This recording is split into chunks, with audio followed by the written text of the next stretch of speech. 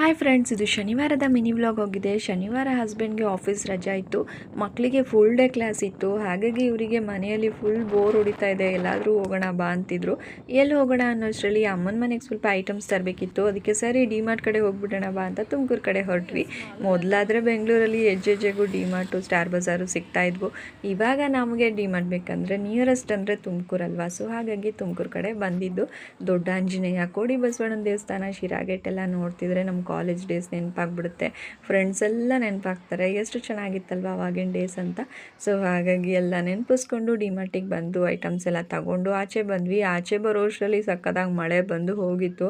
ಈ ಥರ ಶಾಪಿಂಗ್ ಅಂತ ಹೋದಾಗ ನಾವು ಒಳಗಡೆ ನಮ್ಮ ಪಾಡಿಗೆ ನಾವು ಇರ್ತೀವಿ, ಆಚೆ ಏನಾಗ್ತಿದೆ ಅನ್ನೋದೇ ಗೊತ್ತಿರಲ್ಲ ಅಲ್ವಾ. ಎಲ್ಲರಿಗೂ ಈ ಥರ ಅನುಭವ ಆಗೇ ಇರುತ್ತೆ. ಸೊ ಇವಾಗ ಊರ ಕಡೆಗೆ ಹೊರಟ್ವಿ. ಅಲ್ಲೇ ರೋಡಲ್ಲಿ ಚಂದ್ರು ಮಸಾಲ ತಿನ್ಕೊಂಡು ಹೋಗೋಣ ಅಂತ ಮಸಾಲ ಕೂಡ ಕೊಡಿಸಿದ್ರು. ತಿನ್ಕೊಂಡು ಅಲ್ಲೇ ವಿ ಕೆ ಫ್ರೂಟ್ಸ್ ಅಂತ ಒಂದು ಅಂಗಡಿ ಕಾಣಿಸ್ತು. ನೋಡಿದ್ರೆ ಎಲ್ಲ ಥರ ವೆರೈಟಿ ಫ್ರೂಟ್ಸು ಎಲ್ಲ ಫ್ರೆಶ್ ಆಗಿದೆ. ಎಷ್ಟು ಚೆನ್ನಾಗಿತ್ತಂದರೆ ಅದು ನೋಡಲಿಕ್ಕೆ ಖುಷಿ ಆಗ್ತಿತ್ತು. ಯಾವ ಹಣ್ಣು ತೊಗೊಳ್ಳೋದು ಯಾವ್ದು ಬಿಡೋದು ಅನ್ನೋದೇ ಗೊತ್ತಾಗ್ತಿರಲಿಲ್ಲ, ಅಷ್ಟು ಚೆನ್ನಾಗಿತ್ತು.